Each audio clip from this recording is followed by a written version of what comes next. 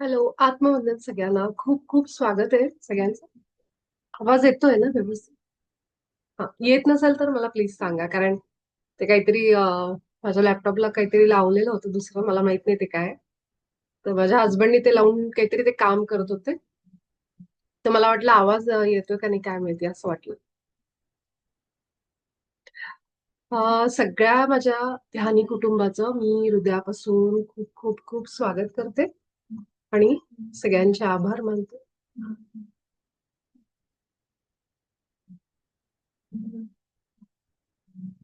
Thank you. सर्व angels असतील, आपल्या सगळ्यांसोबत असणाऱ्या सगळ्या शक्ती, आपल्या सगळ्यांचे सद्गुरू, पूर्वज आणि आपले सगळ्यांचे हायर सेल्फ, उच्च आत्मा, जो आपल्याशी सतत कनेक्टेड असतो प्रत्येक क्षणाला. तर सगळ्यांचे मी आभार मानते, ते सगळ्यांचे, त्या सगळ्यांचं स्वागत करते. अं, आज आपल्या ग्रुपमध्ये जो एक मेसेज मी टाकला होता, तो पूर्णपणे गायडेड होता. मला असं अचानकच ते इंट्युशन सुरू झाले मेसेजेस यायला, की आपण जे प्रेम आणि प्रकाश पाठवतो त्याचे परिणाम कदाचित बऱ्याच जणांना आता दिसत नसतील, पण ही जी क्रिया आहे जी आपल्या हृदयातून रोज घडतीये, ती तितक्या आतून घडत पण नसेल. असं पण होत असेल की तितकं मनापासून ते येत पण नसेल, पण थांबायचं नाही, ती रोजच्या रोज सुरू ठेवायची.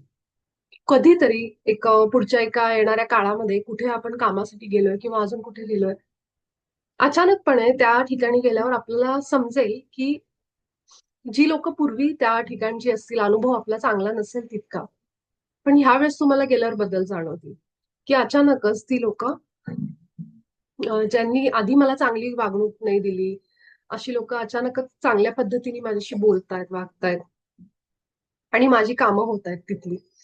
तर हा एक बाबाजींनी दिलेला संदेश आहे युनिफाईड पुस्तकामध्ये. त्याच्यावर विश्वास ठेवून हे कार्य करा. ही क्रिया सुरू ठेवा. आज सकाळी मी एक इंग्लिश पॉडकास्ट ऐकत होते, ज्यामध्ये अम, क्रियायोग मधलेच जे आता सगळीकडे प्रसार प्रचार करतात, महावतार बाबाजींच्याच क्रियायोग मध्ये जे सगळ्यांना शिकवतात असे एक गुरुनाथ म्हणून आहेत, ते आले होते एका इंग्लिश पॉडकास्टवर, जे अमेरिकेतल्या एका माणसाचं चॅनल आहे. आणि ते त्यांचा इंटरव्ह्यू घेत होते आणि ते सगळं सांगत होते की कसं हे सगळं, आपली ही पृथ्वी कशी काम करते, ही विश्व कसं आहे हे, ते गुरुनाथ जे आहेत, ते गुरु जे आहेत, ते समोरच्या माणसाला सगळं सांगत होते. थोडंसं वरच्या लेवलच्या गोष्टी होत्या की अणुरेणू किंवा क्वांटम फिजिक्स वगैरे वगैरे सगळं त्याच्यामध्ये त्यांनी एक्सप्लेन केलं की कसं काम करतं, की आपण सगळे जे आहोत कसे एका गेम मध्ये आहोत, एका मॅट्रिक्स मध्ये आपण आहोत, ज्याला आपण गेम म्हणू शकतो, एखादा खेळ, एखादी लीला चालू असल्यासारखी. आणि त्यांनी समोरच्यांनी प्रश्न विचारला की कशासाठी आपण हे सगळे जन्म घेऊन ह्या लीलेमध्ये भाग घेतोय, कशासाठी हा ड्रामा आपण त्याच्यामध्ये पार्टिसिपेट केलंय. तर मला खूप इंटरेस्टिंग वाटला तो क्वेश्चन, आणि मी विचार करत होते आता हे गुरु आपले जे भारतामधून जे गेले होते तिथं, म्हणजे जे आन्सर देत होते, मी विचार करत होते आता हे काय आन्सर देतील. तर त्यांनी असा प्रश्न विचारला की गुरुनाथ, की का बरं आपण सगळे मनुष्य ह्या देहामध्ये येऊन हे सगळे त्रास सहन करतोय, ही दुःख सहन करतोय, हे जर एक लीला आहे, एक नाटक आहे, तर आपण ह्याचा पाठ का झालोय, कशासाठी, ह्याच्यातून आपल्याला काय साध्य होणार आहे. आणि मी कान देऊन ऐकायला लागले आता गुरुनाथांचं ह्याच्यावर आन्सर बघू. त्यावर ते बोलले, अं, ते म्हणले की मी तुला एक उलटा प्रश्न विचारतो, की का नाही भाग घ्यायचा आपण या खेळामध्ये, का भाग घ्यायचा नाही. ही जर इतकी सुंदर लीला सृष्टी परमात्म्याने रचलीये, जिथं आनंदपणे, सुखपणे, दुःखपणे, निराशापणे, द्वेषपणे, अशा सगळ्या भावनांचा तुम्हाला टेस्ट घ्यायला मिळते, चव घ्यायला मिळते एक आत्मा म्हणून. अशा सृष्टीमध्ये आपण का नाही भाग घ्यायचा, हे माझं उत्तर तू मला दे. तो पण समोरचा व्यक्ती शांत बसला, त्यालाही त्याचा आन्सर माहित नव्हतं, म्हणूनच त्यांनी प्रश्न विचारला होता. तो हसला आणि तो म्हणला बरोबर आहे. ते म्हणले की तुम्ही त्याच्याकडे दुःख म्हणून बघताय, तुम्ही त्याच्याकडे बघताय की मी कशाला आले बाबा या जगामध्ये, माझा काय हा जन्म कशाला दिला देवानी मला, ह्या पद्धतीने आपण विचार करतो. पण खरं तर त्या आत्म्याला हे सगळे अनुभव घ्यायचे असतात, हे जे आपण आधी किती वेळा बोललोय. तर गुरुनाथांनी पण तेच आन्सर दिलं, की हे म्हणजे असं झालं की एवढी मोठी सृष्टी रचली गेली, एवढं मोठं सगळं घडतंय आजूबाजूला प्रत्येकासोबत काहीतरी काहीतरी रोज नवीन नवीन कहाण्या, प्रत्येकाच्या आयुष्यात काहीतरी वेगळं घडतंय आणि एक चिमणी येते आणि विचारते की हे चाललंच कशासाठी हे सगळं? की जे आपल्या पण डोक्यात किती वेळा येतं, माझ्या पण डोक्यात अनेकदा येतं, की अनुभव घ्यायचेत. ही पृथ्वी म्हणजे एक शाळा आहे. इथं आपण सगळं शिकत असतो, सगळं करत असतो. पण कुणी सांगितली किटकिट करायला? काढलंच कशाला हे सगळं डोक्याला त्रास आपल्या पण? हे नातेवाईक नको, हे बाहेरची बोलणी नको, हे सगळं असं खूप वेळा आपल्या सगळ्यांच्या डोक्यात येतं, की कशाला हे असलं आपण स्वीकारलं, जन्म स्वीकारला आणि ह्याच्यात आलो असं. पण जेव्हा आपण एक आत्मा म्हणून येत असतो जेव्हा या शरीरामध्ये, तेव्हा आपणच हे सगळं आपल्याला सांगितलेलं ऑलरेडी माहीत असतं, की असं-असं आपल्याला ह्या चॅलेंजेसमधून जावं लागेल जेव्हा आपण पृथ्वीवर जन्म घेऊ आणि अनेक जन्मांची ती सायकल पूर्ण करत आपण इथपर्यंत आलेलो असतो. तर आज त्या पॉडकास्टमध्ये त्यांनी महाअवतार बाबाजींबद्दल जे सांगितलं, अ, ते ऐकताना माझ्या अंगावर काटे येत होते, की त्यांनी विचारलं अनेक परमहंस योगानंदांबद्दल त्याच्यामध्ये डिस्कशन झालं. त्यानंतर भारतातले अनेक जे पूर्वीचे गुरु होते, क्रियायोग पद्धती, हे ते बऱ्याचशा गोष्टी झाल्या. जेव्हा त्यांनी विचारला प्रश्न, की महाअवतार बाबाजींबद्दल तुम्ही काय सांगाल? कारण ते येणारे प्रत्येक पाहुणा जो असतो त्यांचा गेस्ट, ज्याचा ते इंटरव्ह्यू घेतात, त्याच्यामध्ये ते महाअवतार बाबाजींबद्दल अनेक जण बोललेत. पण त्यांनी गुरुनाथांना विचारलं, की तुमचा काय विचार आहे किंवा तुमचा काय अनुभव आहे बाबाजींबद्दलचा? तेव्हा गुरुनाथांचं जे आन्सर होतं ते मला खूप म्हणतो ना, की म्हणजे मला असं असं वाटलं, की आपण पण बाबाजींना अगदी एवढीसच ओळखतो आणि एवढ्याच ओळखण्यातनं आपल्याला असं वाटतं आपण त्यांना खूप ओळखतो. तर त्यांनी खूप छान आन्सर दिलं. ते म्हणले, की जी लोकं तुझ्या इंटरव्ह्यूमध्ये येऊन गेली आहेत आणि ज्यांनी बाबाजींबद्दल तुला सांगितलंय, ते काहीच नाहीये. तर बाबाजी त्या सगळ्यांच्या विचारांच्या पलीकडचे आहेत. त्याला शब्द नाहीयेत सांगायला. ते मी शब्दांमध्ये वर्णन करू शकत नाहीत, की बाबाजी कोण आहेत. फक्त त्यांनी एकच सांगितलं, की एक असतो गॉड आणि एक असतो लॉर्ड. लॉर्ड गॉड म्हणजे त्याच्यापेक्षा पण सुप्रीम पॉवर. म्हणजे एक असतो ईश्वर आणि एक असतो परम ईश्वर. तर त्यांनी सांगितलं, की बाबाजी हे परम ईश्वर तत्वामधून आलेले आहेत. असं त्यांनी आणि त्यांनी पुढे खूप खूप त्याच्याबद्दल सांगितलंय. मी आज तो इंटरव्ह्यू इंग्लिशमध्ये आहे, तर मी नक्की आपल्या ग्रुपवर शेअर करेन. थोडंसं ते ऐकायचा प्रयत्न करा. काय सांगतात? कारण त्यांचं जे सांगणं आहे ते प्रत्येक गोष्टीला कारण ते खूप जास्त ज्ञानी आहेत, हुशार आहेत आणि त्यांचं जे सांगणं आहे ते फिजिक्सला धरून युनिव्हर्स म्हणजे आपल्या योग वशिष्ठ नावाचा जो ग्रंथ आहे त्याचा त्यांनी उल्लेख केला त्याच्यामध्ये, की हे आपलं जे सांगणं आहे, जे सांगत होते त्यांनी सांगितलं, की माझ्या सांगण्याला प्रमाण योग वशिष्ठ हा भारतातला ग्रंथ आहे. आणि त्यांनी अनेक ग्रंथांची नावं घेतली त्याच्यामध्ये, जी आपल्या सनातन धर्मामध्ये ऋषीमुनींनी लाखो वर्षापूर्वी लिहिलं होतं. अ, त्यांनी हे सगळं सांगितलं. त्याचा सगळ्यांचा उल्लेख केला त्यांनी, की मी हे कुठून सांगतोय. आणि बरेचशे गोष्टी त्यांनी स्वतःच्या अनुभवातून सांगितल्या. असं नाही की कुठून तरी ऐकलंय किंवा पुस्तकी भाषा वाचली आणि ते येऊन सांगतायत. हे मला आवडलं. कारण आपण 4 पुस्तकं वाचली, की आपण त्या 4 गोष्टी इकडं-तिकडं सांगायला सोपं आहे. पण जेव्हा मी अनुभव घेते त्या गोष्टीचा, तेव्हा माझा अनुभव सांगणं ही महत्वाची गोष्ट आहे, की मला काय अनुभव आला. त्यामुळे मी शक्यतो कुठली एखादी गोष्ट अशी ऐकली, की मी माझ्या आयुष्यात ती उतरवते. मला जर त्याचे अनुभव येत असतील किंवा माझा काही अनुभव असेल त्या बाबतीत, तर मग मी आपल्या सगळ्या ग्रुपमध्ये हे शेअर करते. ह्या मताची पण मी आहे, की कुणाचं तरी ऐकून पुस्तकं वाचून सांगण्यापेक्षा आपण आपल्या आयुष्यात ती उतरवा. आणि मग आपण म्हणतो ना, की आपण आधी थेअरी ऐकतो, मग प्रॅक्टिकल आणि मग आपण त्याला लोकांपर्यंत एक शोध आम्ही केला असं म्हणून आपण ते सांगतो. अगदी त्या पद्धतीने आपल्या आयुष्यात आपण कुणाकडून ऐकलं, की उतरवायचं. त्याचा रोजच्या जीवनात वापर करायचा. आणि मग आपल्याला ते आवडलं आणि त्याचे अनुभव सुरू झाले, की मग ते सगळ्यांपर्यंत ज्ञान पोहोचवायचं. कारण त्यासाठी आपण बनलेलो असतो. आपलं जे माध्यम आहे, आपलं साधन म्हणून वापर होतो. परमात्म्याची ही इच्छा असते, की तुझ्या आयुष्यात तर तू प्रकाश घेऊन ये. पण तो प्रकाश तू बाकीच्यांच्या आयुष्यात कशा पद्धतीने देऊ शकते, ह्याच्यासाठी आपल्याला अनुभव दिला जातो. तो अनुभव आपल्याला आला, की अरे वाटतं, "अरे वाह! मला हा अनुभव आला." म्हणजे खरंच परमात्मा, दैवी शक्ती माझ्यासोबत आहेत. हा विश्वास मला आतमध्ये जमतो माझ्या, येतो. आणि मग तो अनुभव घेऊन त्याची शिदोरी सोबत घेऊन मी 4 लोकांपर्यंत जाऊन सांगायला सुरुवात करते. त्यामुळं जेव्हा आपल्याला असे अनुभव येतात, कुठलाही असेल, जसं आम्ही आज ग्रुपवर टाकला. त्या क्षणाला मी फक्त आठवत होते की ते छोटस आहे, समुद्रातून आलं, तो योगायोग असेल. हजारो लोकांना हजारो गोष्टी मिळतात समुद्रावर. त्याच्यात काही नवल नाही किंवा फार मोठी गोष्ट नाहीये. पण माझ्यासाठी ती नवीन आहे. माझ्या जन्मापासून आत्तापर्यंत माझ्या आयुष्यात घडलेली अशी ही घटना आहे की जी कधीच ह्याच्या आधी घडली नाही, की समुद्रातून अशी चांगली नेहमी नाही तर प्लास्टिकच्या बाटल्या, प्लास्टिकच्या पिशव्या आपण समुद्र किनाऱ्यावर गेलो की, किंवा शंख शिंपले फार छोटे छोटे. पण ही जेव्हा गोष्ट आली तेव्हा अनपेक्षितपणे ती माझ्या समोर आली आणि मला त्याच्याबद्दल आकर्षण वाटलं. आणि मी त्याला जोडलं की मी जे प्रेम प्रकाश पाठवायचे त्याचं हे ब्लेसिंग आहे, त्याचा हे आशीर्वाद आहे की समुद्र देवतेने मला दिलेलं.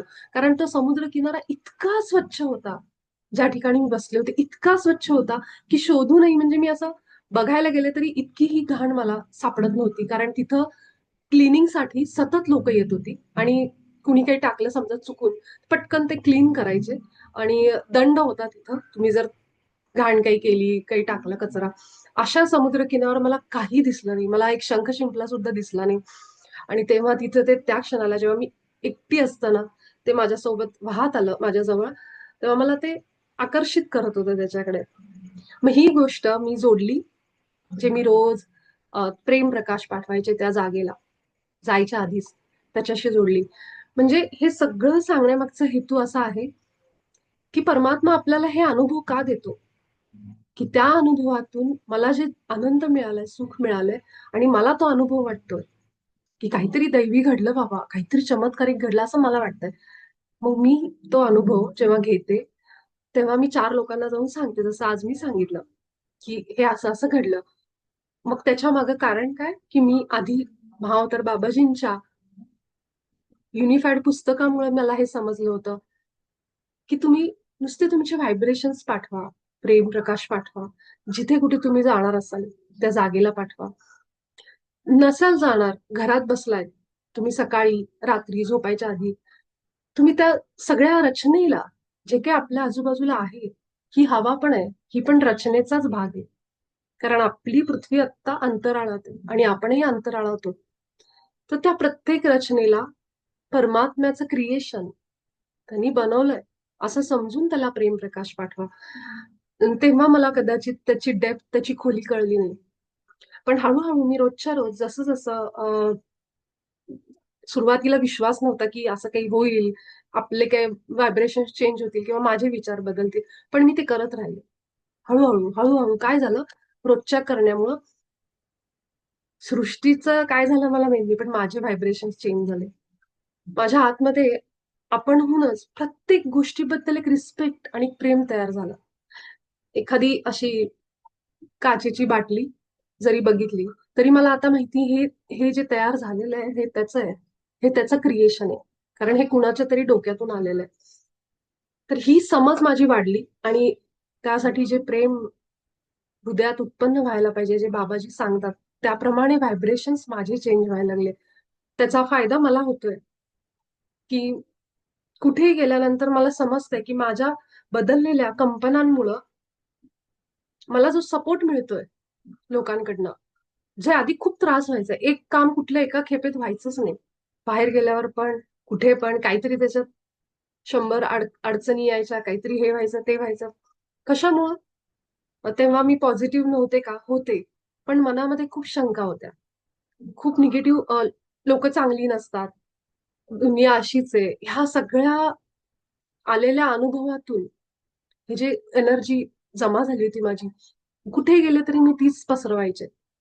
आता किती वेळ लागणार इथं काम व्हायला काय माहिती. ह्या विचाराने माझी सुरुवात व्हायची. आता काय झालंय, जायच्या आधी मी प्रेम प्रकाश पाठवते त्या जागेला. सोबतच काय म्हणते, जे होईल त्याच्यावर माझा विश्वास आहे. I trust. उशीर लागला, आय ट्रस्ट. लवकर झालं, आय ट्रस्ट. जे होते चांगल्यासाठी होते. हा विचारांमधला बदल घडायला लागला. त्याचा फायदा, माझा त्रास कमी झाला. जो सुरुवातीला मी खूप त्रासामध्ये मला स्वतःलाच ठेवून घ्यायचे. तर हा असा बदल जो आहे, हा मला तुम्हाला सगळ्यांना सांगायचं की प्रेम प्रकाश पाठवण्यामध्ये हे बदल आपल्या आयुष्यात घडतात, आपल्या कंपन्यांमध्ये. आणि ह्याची सुरुवात झाली आता सांगते म्हणून. तर आपल्याच ग्रुपमधली स्नेहल, मी तिचं नाव पण घेते कारण तिने खूप सुंदर लिहून मला एक मेसेज पाठवलाय. तो फक्त वाचते आणि मग आपण आपलं ध्यान सुरू करू. उद्या आपला अनुभवाचा दिवस आहे. तर माझी इच्छा आहे की तुम्ही सगळ्यांनी अ, जरूर ज्यांना इच्छा आहे बोलायची तर पहिले 5 मिनिटं आपण फक्त ध्यान घेऊ सुरू झाल्या झाल्या आणि नंतर पूर्ण वेळ आपण उद्या ध्यानाचा पूर्ण एक जे काय 30 मिनिटं 35 मिनिटं होतील ते पूर्ण वेळ आपण ध्यान एक्सपिरियन्स शेअरिंग घेणार आहोत. आपल्यात काय बदल होत आहेत छोटे छोटे हे आपण घेणार आहोत. सोबतच मला सगळ्यांना हे सांगायचं की आपण जी लिस्ट बनवली आपल्या इच्छापूर्तीची त्याला आपण रेकी देत असाल रोजच्या रोज एकदा ते वाचत असाल अशी मी अपेक्षा करते. त्याला अटॅच होऊन बसू नका. कधी होणार ते सोडून द्या. पण फक्त एकदा जरी नजर फिरवली दिवसातनं 2 दिवसातून 4 दिवसातून तरी चालेल. पण ते आपल्या अ, एकदा स्मरणात पाहिजे. साधारण 21 दिवस आपण ते रोजच्या रोज आज जाऊ द्या. 21 दिवसानंतर ते सोडून द्या. त्यानंतर तुम्ही त्याला नाही बघितलं तरी चालेल. ते काम आपलं जेव्हा व्हायचंय ते होऊन जाईल. फक्त आपल्या 21 दिवसांमध्ये त्याचं रिपिटेशन, त्याला रेकी देणं, चोकुरे सिम्बॉल पाठवणं हे फक्त सुरू ठेवा. तर स्नेहलनी मला एक मेसेज पाठवलाय. ताई मी एक सांगू, बऱ्याच वेळा आपण खूप सेल्फिश होतो. आपण जे आपल्याला मिळतं त्याबद्दल कृतज्ञता व्यक्त न करता, जे आत्ता आपल्याजवळ नाहीये त्याबद्दल देवाला, परिस्थितीला, माणसांना दोष देत असतो. माझी मम्मी काल मला सांगत होती, की लहान असताना त्यांच्या घरी बाथरूम नव्हतं. उघड्यावर त्यांना अंघोळ करायला लागायचं. बरं मी हे का सांगते? कारण माझं आजोळ पण खेडेगावातलं होतं त्यामुळे मी पण ह्या सगळ्या सिच्युएशन बघितलेल्या आहेत. म्हणून मी सांगते. त्यावेळी तिला ऑकवर्ड वाटायचं आणि मला ऐकून ते वाईट वाटलं आणि त्यावेळी मला जाणवलं की हाऊ लकी आय एम. आमच्या घरी पहिल्यापासून मोठं बाथरूम व्यवस्थित आहे. त्यामुळे छोट्या मोठ्या गोष्टी आपल्याकडे असतात. आपण किती सहजपणे त्याकडे दुर्लक्ष करतो. आपल्याला त्या गोष्टींची किंमत नसते. तुम्ही ग्रुपवर टाकलं, पृथ्वी, समुद्र, नद्या, डोंगर, सूर्य सगळ्यांचे आभार माना आणि हे अगदी खरंय. मी माझ्या जवळ असणाऱ्या प्रत्येक गोष्टीसाठी आभार मानायला सुरुवात केली. छोट्यातली छोटी गोष्ट का असेना. माझ्या आयुष्यात मोठा बदल होतोय आणि माझी थॉट प्रोसेस बदलतीये. मी बी.के. शिवानी, अश्विन मुंजाल म्हणजे ज्या व्हाईट कलरचा ड्रेस घालून आभाराबद्दल आपल्याला नेहमी सांगतात ना, मॅजिक पुस्तकाचं ते सतत रोज सारखे त्यांचे वर्कशॉप सुरू असतात, ज्यामध्ये त्या सांगतात, काही करू नका, फक्त आभार माना. त्यांचा भर त्याच्यावर आहे. त्या म्हणतात, काहीच करू नका. नुसतं उठा, आभार माना. दिवसभर आभार माना. Thanks, thank you. त्या ह्या पद्धतीने लोकांना जागृत करतात. त्या आहेत त्या अश्विन मॅडम. व्हिडिओज बघायला लागले, पॉझिटिव्ह फील करायला लागले आणि आभार मानायला लागले. सगळ्यात महत्वाचं ध्यान, रेकी आणि डीप ब्रिदिंग करायला लागले. मी बँकेत जॉबला असताना आमच्याकडून एखादी चूक झाली तर मॅनेजर आम्हाला ओरडायचे. पण कधी कौतुक व्हायचं नाही. त्यामुळं चांगलं काम करून 4 चांगले शब्द बोलत नाहीत आणि एखादी चूक झाली तर पूर्ण बँक डोक्यावर घेतात. आणि त्यावेळेस मला वाटायचं की आणि आता ते आठवल्यावर मला वाटतं की ही सृष्टी तर आपल्याला इतकं भरभरून देते. तिला वाटत नसेल का की आपण तिची कृतज्ञता व्यक्त करावी, आपण तिचे आभार व्यक्त करावे. तर इतका सुंदर हृदयातनं आलेला इथून आलेला हा मेसेज आहे म्हणून मला हा वाचावा वाटला. आणि हे तिला आज सुचलं कुठेतरी. ते जे लिहिलेले माझे मेसेजेस होते जे बाबाजींनी पाठवले माझ्या माध्यमातनं, त्यामुळे तिला ते बरोबर त्यावेळी ह्या सगळ्या गोष्टी सुचणं बघा कसं असतं. आता तिला सुचवणारं कोण आहे? की अरे आपण पण ह्या सृष्टीचे आभार मानले पाहिजेत. कारण ही सृष्टीच तर आपल्याला सगळं देते. ही बँक उभी आहे. माझी नोकरी मी जिथं जाते ज्या स्थानावर, ती बँक असेल, ते ऑफिस असेल, ते या पृथ्वी मातेवर उभं आहे. तिथं लागणाऱ्या सगळ्या वस्तू असतील, मला येणारा पैसा असेल, त्याच्यातून येणारं धान्य असेल, हे सगळं जे काही ते तिच्या गर्भातून येतंय, हे आपण विसरतो. आणि आपलं एखादं घर आपण भाड्याने दिलं, एखादी जमीन विकतो आपण, त्याचे पैसे आलेले असतात, त्याच्यातून आपण किती ऐश करतो, सगळ्या सुखसोयींचा अनुभव घेतो. पण आपण जमीन विकतो. आता हे जमीन विकणं किंवा रेंटनी देणं म्हणजे काय? त्या जमिनीचा आपण त्या पृथ्वी मातेचा वापर करतो. पण आपण कधीच तिचे आभार मानत नाहीत त्यासाठी. कारण आपल्याला शिकवलं गेलंय की समोर देवाची मूर्ती, तिचे आभार मान. ते कुणाच्या म्हणजे त्याच्यावर इतका भर नाहीये. पण मला असं वाटतं जितकं आपण देवाचे आभार मानू, नामस्मरण करू, जितकं हे करतो, तितकंच आपण पृथ्वी मातेला पण महत्व दिलं पाहिजे. कारण ती आहे म्हणून आपण आहोत. ती आहे म्हणून हे देवी देवता आपण पृथ्वीवर जन्माला आले. अवतारांमध्ये. त्यांनी रामकृष्ण हा त्यांच्या अवतारांमध्ये जन्म घेतला वसुंधरेमुळं, त्या मातेमुळं. तर जर जसे आपल्या देवी देवतांचे, सद्गुरूंचे आपण आभार मानतो, तर आपल्या प्रत्येक गोष्टीसाठी आपल्या पृथ्वी मातेला कधीच विसरू नये आपण, असं मला वाटतं. म्हणून की काय, मी जेव्हा सुरुवातीला व्हिडिओ करत होते, त्यावेळेस गुरुपौर्णिमा आली होती आणि माझ्याकडून परमात्म्याने मला पहिला एक एक साईन दिलं. जेव्हा मी घाबरत होते युट्यूबवर बोलायला, तेव्हा माझ्याकडनं गुरुमाय म्हणून मला पृथ्वी डोक्यात आली आणि मी तिच्यावर एक व्हिडिओ बनवलेला आहे. आणि ज्या दिवशी मी ठरवलं, की जेव्हा गुरुपौर्णिमा येईल तेव्हा मी हा व्हिडिओ अपलोड करेन. नंतर मला समजलं की उद्याच गुरुपौर्णिमा आहे, 2-3 दिवसातच काहीतरी. तर हे सगळं असं जुळून येतं. तर त्यामुळे आपल्या डोक्यात येणारा विचार हा आपण कधीही त्याच्याकडे दुर्लक्ष करायचं नाही. आज जे बाबाजींनी संदेश दिले ते अचानक माझ्या ह्याच्यात आले आणि मी टाकला. आणि त्याच्यावरून स्नेहल जी आहे, तिचं इतकं सुंदर लिखाण आपल्याला, तिचा अनुभव तिने शेअर केला, भावना व्यक्त केल्या. तर आपल्या आयुष्यात पण अनेक अशा गोष्टी आहेत, अनेक आहेत, की आपल्या अंगावर वस्त्र आहेत, आपल्याला 2 वेळचं अन्न आहे. अशा अनेक अनेक गोष्टी आहेत. पण आपण कुठं बघायचं? आपला फोकस कुठे ठेवायचा? की मला मिळालेलं अपयश हे बघू मी, का मी आज कुठे आले? अशा वाईट परिस्थितीमध्ये शिक्षण घेतलं. फार काही पैसा नसायचा पूर्वीच्या काळी. हे आपली अचीव्हमेंट आहे. हे आपण विसरतो. आणि ते शिक्षण घेऊन आज मी कुठेतरी पैसे कमवते किंवा जे काय घरात जरी असेल, तरी सुद्धा मला छत आहे डोक्यावर. कितीतरी लोकं रस्त्यावर झोपतात. अशा पद्धतीने जेव्हा आपण थोडी आपली प्रोसेस बदलायला लागतो, तेव्हा आपण हळू ते व्हायब्रेशनमध्ये जायला लागतो.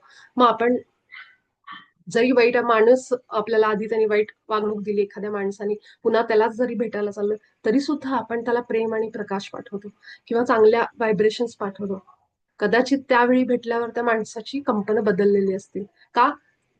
असं आपल्याला वाटतं ना, एखादा बॉस किंवा एखादा वाईट व्यक्ती ज्याला आपल्याला भेटायचंय आणि टेन्शन आलंय, त्यावेळी तुम्ही हा प्रयोग करून बघा. त्यावेळी तुम्ही त्याला आधीच सिम्बॉल पाठवा. आधीच तुम्ही त्याला रेकी द्यायला सुरू करा. आधीच व्हायब्रेशन्स पाठवा. प्रेम आणि प्रकाशाचे. आणि चेक करा, की 8-10 दिवसानंतर समजा तुम्ही भेटणार असाल, काय बदल पडलाय त्याच्यात? काय बदल झालाय त्याच्या वागण्यामध्ये? तो माझ्याशी आत्ता पण तसाच वागतोय का? आणि जर ह्यावेळी पण आपल्याला तसाच जाणवला, तर त्याला अजून त्याची जे आपले प्रेम आणि प्रकाशाची व्हायब्रेशन्स आहेत, ती अजून पाठवा. कारण अजून घडा भरायचा आहे. जे काही आपण गतजन्मांमध्ये त्याच्यासोबत केलंय, त्याचं ते भरलेलं नाहीये असं समजायचं. आपल्या पृथ्वीवर म्हणजे आपल्या समाजामध्ये आपल्याकडे अंधा कानून आहे, तर त्याचा अंधा कानून नाहीये. त्याचा तराजू परफेक्ट आहे. जिथपर्यंत मी सांगते ना, की जिथपर्यंत ते समान होत नाही, तिथपर्यंत ते व्हायब्रेशन्स पाठवा. फक्त विश्वास ठेवा. माझ्या आयुष्यात अनेक गोष्टी अशा घडल्या, की मला खूप वाट बघावी लागली. पण मी एकच काम केलं. ठीक आहे, जे काही दिलेलं आहे आयुष्य, जे काही अनुभव, हे सगळे तू देतोयस. मी कशाला काळजी करू? ह्या विचारांनी मी रोजच्या रोज न चुकता विश्वास ठेवून बाबाजींनी सांगितल्याप्रमाणे प्रेम आणि प्रकाश पाठवत राहिले. त्याला वेळ लागला असेल, पण आज त्या गोष्टींची फळं मला मिळतात. त्यामुळं तुम्ही दुसऱ्यांचे तर अनुभव ऐका, पण एक जिवंत उदाहरण मी तुमच्या समोर आहे, जी युनिफाईड कोर्स केल्यानंतर, ध्यानात आल्यानंतर, रेकी केल्यानंतर अ, अनेक बदल घडले आयुष्यात. कारण कुठेही विश्वास डळमळू दिला नाही. असा अनेकदा होता आज सुद्धा, की अरे शंका येते मनात, विश्वास डळमळतो सुद्धा, पण तो त्या क्षणापुरता. मग मी लगेच मदत मागते. आपल्याला अजून एक असतं, की मदत काय मागायची एवढ्या तेवढ्या गोष्टीसाठी? नाही. हा आपला इगो आहे, की तो एंजल म्हणा, ते माझे गुरु म्हणा, ते पूर्वज हे वेगळे आहेत माझ्यापासून. माझे गुरु ना मी एवढ्या तेवढ्या गोष्टीसाठी का मदत मागू? हा माझा अहंकार आहे. पण मी काय समजते, माझे गुरु आणि मी एक आहेत. मग मला छोटं पार्किंगला जागा का मिळत नसेल किंवा अजून काही होत नसेल, छोटी असेल गोष्ट, पण मला मदत पाहिजे आत्ता. मग त्यावेळी विचार नाही करत, "अरे, ह्या एवढ्या सगळ्या गोष्टीसाठी कुठे मदत मागा एंजलला, आर्कएंजलला, कुठे बोलवा, कुठे बाबाजींना त्रास द्या." नाही. पाहिजे, बोलवायचं, मागायची मदत. आणि मग काय आपल्याला त्याच्यातून फरक पडतोय, हे बघायचं. तर आपल्या मानण्यावर आहे, आपल्या विश्वासावर आहे. आणि गुरुनाथांचं आज जे त्यांनी उत्तर दिलं, की महाअवतार बाबाजी हे ज्याच्या त्याच्या विश्वासावर समजतात. माझा विश्वास काय आणि माझी समज काय? हे वाक्य मला आवडलं. ज्याचा जो विश्वास आहे त्याप्रमाणे बाबाजी त्यांना दिसतील. जसे आपले बाकी गुरु असतील, स्वामी असतील, गजानन महाराज असतील. तर मला कळलेले गजानन महाराज जर कोणी विचारलं, म्हणजे तुमच्यापैकी कुणाला विचारलं, तर तुम्ही काय म्हणाल? हा मला महाराजांचा हा अनुभव आला ना, हा आला बरं का, महाराज इतके जागृत आहेत, स्वामी इतके जागृत आहेत. म्हणजे तुम्हाला जे अनुभव आलेत, तुमची जी समज आहे त्यानुसार तुम्ही लोकांना सांगाल. अगदी तसं एक वाक्य जर आपण बोललो की स्वामी आणि मी एकच होतो, विषयच संपला. तो जो मध्ये मध्ये जो पडदा आहे तो संपला बाजूला. मग मी प्रत्येक घास खाताना मी स्वामींना म्हणते, वा स्वामी खाऊन बघा, कसलं सुंदर झालंय, कसं छान झालंय, जे मी त्या दिवशी सांगत होते. तर हा भाव ठेवला ना, ती सगळ्यात उच्च ऊर्जा माझ्यासाठी तरी, माझा अनुभव सांगते. मग त्यावेळी आपल्याकडनं कुठलंही चुकीचं कार्य कार्य कधीच घडू शकत नाही, कारण ते कार्य करणारे तुम्हीच आहे असं आपण त्यांच्यावर टाकून, सगळं त्यांच्यावर टाकून मोकळं व्हायचं. त्यामुळे आपण कधीच त्या कर्मबंधनात अडकणार नाही. आणि ही आयडिया आपल्याला श्रीकृष्णाने दिली आहे भगवद्गीतेमध्ये. तर ह्या पद्धतीने आत्ता आयुष्यात वाईट परिस्थिती असेल, दुःख असतील, असू दे, पण विश्वास ठेवायचा की ते घडा भरेल, तो तराजू जेव्हा येईल तोपर्यंत मी त्या गोष्टींना प्रेम प्रकाश पाठवते. तुमचं जर दुकान असेल, बिझनेस असेल, तर ते कस्टमर येतील तेव्हा येतील पुढच्या काळामध्ये. ते येण्याआधीच तुम्ही म्हणायला सुरुवात करायची, माझ्या दुकानात माझ्या प्रोडक्ट्सला जे ग्राहक येत आहेत त्यांना मी आत्ताच प्रेम आणि प्रकाश पाठवते. तुम्ही बघा की जे आलेले ग्राहक असतील, कमी असतील पण ते संतुष्ट असतील, आणि तेच लोक अजून लोकांना घेऊन येतील, घेऊन येतील, घेऊन येतील. तर हे थोडंसं आपली क्रिएटिव्हिटी, आपलं माइंड यूज करा की मी कुठे कुठे वापरू शकते. अशा पद्धतीने आपण आपल्या रोजच्या आयुष्यामध्ये ही अगदी सोपी पद्धत बाबाजींनी सांगलेली वापरू शकतो. ही इतकं सोपं आहे की लोकांना विश्वासच बसत नाही. असं पण होऊ शकतं, एवढं सोपं काय असतं मग, आम्ही एवढे वर्कशॉप करतो, पण ते असं खाऊ घातलं की मग आपल्याला ते पटतं. पैसे देऊन कुठेतरी वर्कशॉपला जाऊन. पण बाबाजींनी इतकं इझी सांगितलं आपल्याला की ह्याच्याने आयुष्य बदलतं, पण त्याच्यावर विश्वास नाही बसत आपला. तर असं न करता माझी इच्छा आहे की आपल्या ग्रुपमधल्या सगळ्यांनी बाबाजींच्या ह्या आपल्यापर्यंत मिळालेल्या ह्या वरदानाचा, हे आपल्यासाठी ब्लेसिंग आहे सगळ्यांसाठी, त्याचा फायदा करून घ्या. की जिथं कुठं आपण असू, बाहेर घराबाहेर पडू न पडू, जेव्हा जेव्हा आठवेल तेव्हा आपल्या गल्ली, आपला एरिया, शहर, आपलं राज्य असं करून सगळ्या जीवांना, झाडांना, समुद्र, नद्या, सगळ्यांना आपल्या हृदयातनं फक्त म्हणा, 2 मिनिटं लागतात, डोळे बंद करून हृदयावर जायचं आणि हे वाक्य बोलायचं की मी ह्या सगळ्यांना प्रेम आणि प्रकाश पाठवतो. ह्याच्याने आपले व्हायब्रेशन्स वाढतात आणि आयुष्यात फक्त तीच लोक येतात जी आपल्याला सपोर्ट करतील, जी आपल्यावर प्रेम करतील. तुम्ही हा चमत्कार तुमच्या आयुष्यात अनुभवा. माझी खूप इच्छा आहे की हे सगळ्यांनी अनुभव करावा. म्हणून मी एवढं पुन्हा पुन्हा ह्या गोष्टी सांगते की ते सुरू केल्यापासूनच माझं आयुष्य बदललंय. नाहीतर मी काही अशी एकटी स्पेशल नाहीये की बाबाजींनी मलाच हात ठेवावा डोक्यावर की तूच माझी लेक आहेस, तूच माझं बाळ आहे, बाकी सगळ्यांनी, असं नाहीये. प्रत्येक सोल, प्रत्येक आत्मा जे ह्या जर्नीमध्ये आहे, त्या सगळ्यांवर बाबाजींचं लक्ष आहे. फक्त वेळ यावी लागते त्यांची की ते कधी बाबाजींच्या ह्या शिकवणीचा फायदा घेतात, ते कधी त्यांच्या कानापर्यंत पोहोचते ना आत पोहोचते. तर मागच्या 3 दिवसामध्ये जसं मी काल अनुभव सांगितला तसा अजून बरेच छोटे मोठे अनुभव मला मिळाले. कारण मी मागच्या आठवड्यात एक प्रार्थना केली, ते पण सांगते. मी मागच्या आठवड्यात अशी प्रार्थना केली की बाबाजींना म्हणलं, अशा लोकांना तुम्ही माझ्यापर्यंत पोहोचवा, ज्यांना योग्य लोकांना योग्य लोकांना माझ्यापर्यंत तुम्ही पोहोचवा, ज्यांना माझी गरज आहे, ज्यांना ध्यानाची, रेकीची अत्यंत गरज आहे त्यांच्या आयुष्यामध्ये. आणि खरोखर मागच्या आठवड्यापासून फक्त त्याच व्हायब्रेशनची लोक माझ्या आयुष्यात येत आहेत, ज्यांना कुठेतरी योगायोगाने भेटतात आणि त्यांना ते उपयोगाला पडत आहे. जसं काल पण झालं, आमच्या सोसायटीतल्या एक गुजराती काकू आहेत, त्यांना अचानक दुपारी मी खाली बसले होते तेव्हा सहज बोलण्यात आलं, त्यांनी ऐकलं आणि ते इतके माझे आभार मानायला लागले आणि त्या मला म्हणल्या की मला झोप येत नाही रात्री. मग मी त्यांना आधी रेकीबद्दल सांगितलं. मी म्हणलं, तुम्हाला झोप येत नाही, तू काहीतरी सांग मला. म्हणलं, मग तुम्हाला काय वाटलं की रेकी तुमच्याजवळ आत्ता का आलीये?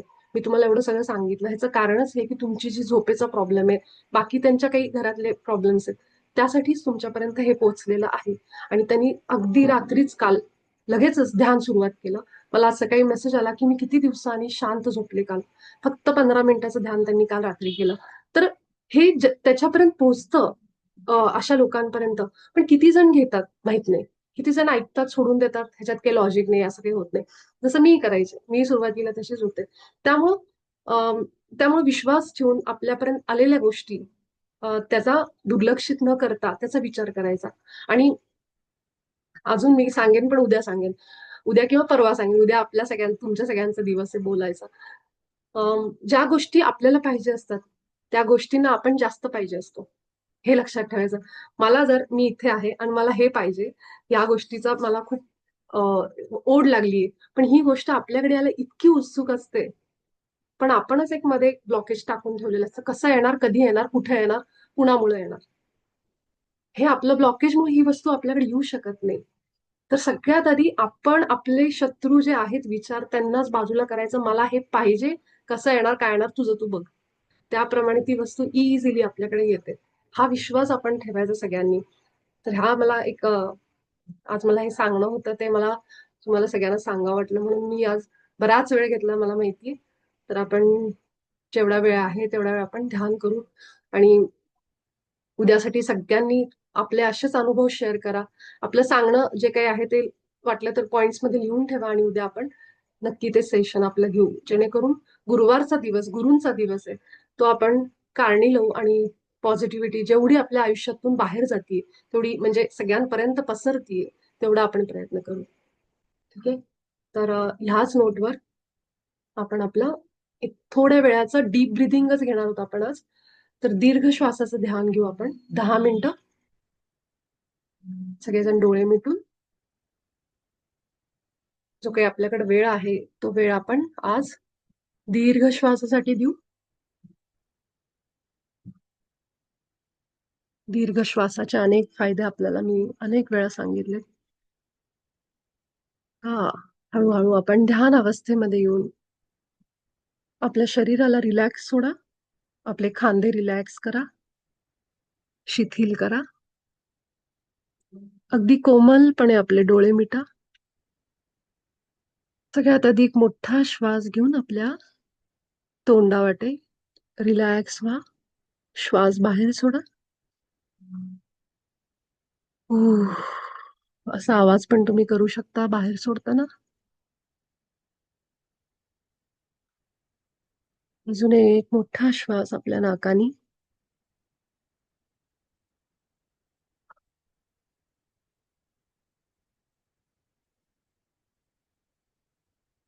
नाकाने जेव्हा आपण श्वास आतमध्ये घेतो,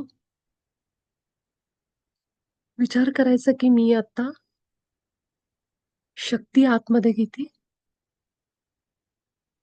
आणि सोडताना तोंडावाटे विचार करायचा की मी माझ्या शरीरातली नकारात्मकता बाहेर टाकते, भीती बाहेर टाकते, अविश्वास बाहेर टाकते. ह्याप्रमाणे केवळ असं एक कल्पना आपण करू शकतो. बऱ्याच लोकांना याचा फायदा होतो. श्वास घेताना शक्ती, सकारात्मकता असे विचार मनात आणा. जे आपल्याला आवडतं, प्रेम, करुणा, ज्याची आपल्याला गरज आहे आत्ता आयुष्यात, समृद्धी, ज्ञान. आणि सोडताना भीती, काळजी, चिंता, द्वेष, मत्सर, राग या सगळ्या गोष्टी आपण श्वासावाटे ब्रह्मांडामध्ये सोडून देतोय. या पद्धतीने श्वास घेणं आणि सोडणं.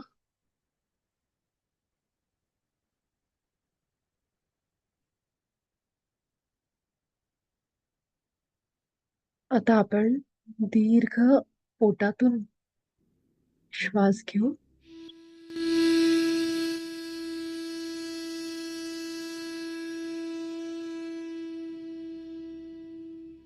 एक मोठा नाकावाटे दीर्घ श्वास आपल्या पोटात. पोट फुलवून हवा भरा आणि सावकाश बाहेर सोडा.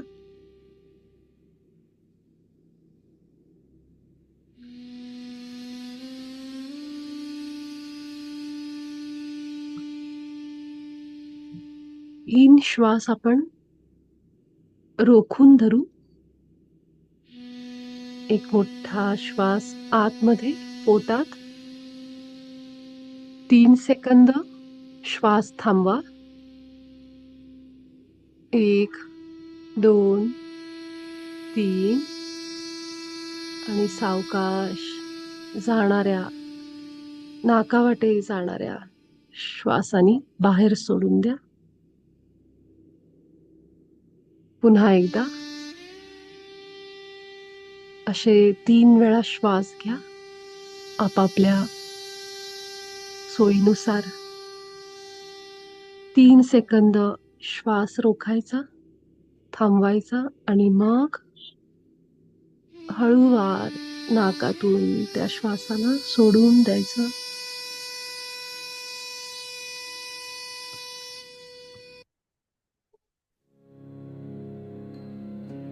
जितका आपल्या पोटात आपण हे श्वास धरू तितकी आपल्याला एनर्जी जास्त जाणवेल. पूर्ण पोट फुलवून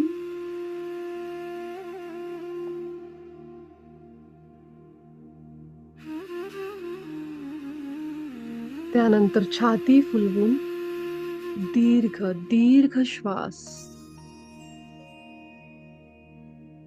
अगदी खुलून मोकळा श्वास.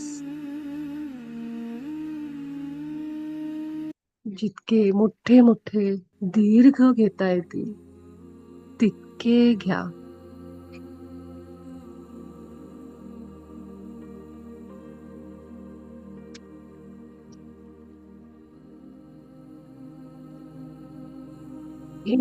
एक दीर्घ श्वास आपल्याला भरपूर प्रमाणात ऑक्सिजन देतोय. पुन्हा पोटात श्वास भरा आणि आता न थांबवता सावकाश आपल्या नाकावाटे बाहेर सोडून द्या.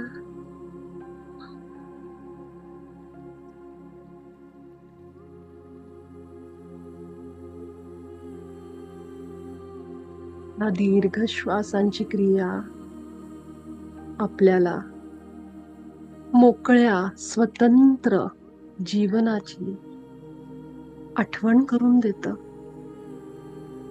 दिवसभर विचारांमध्ये आपण श्वास घ्यायचंच विसरतो. पण हीच ती वेळ आहे जेव्हा मी आणि माझं मन वेगवेगळे आहोत. माझे विचार म्हणजे मी नाही हे आपल्याला जाणवतं. मोठे मोठे श्वास आपल्याला शरीराची, श्वासांची, आपल्या दैवी शक्तींची आठवण करून देतात.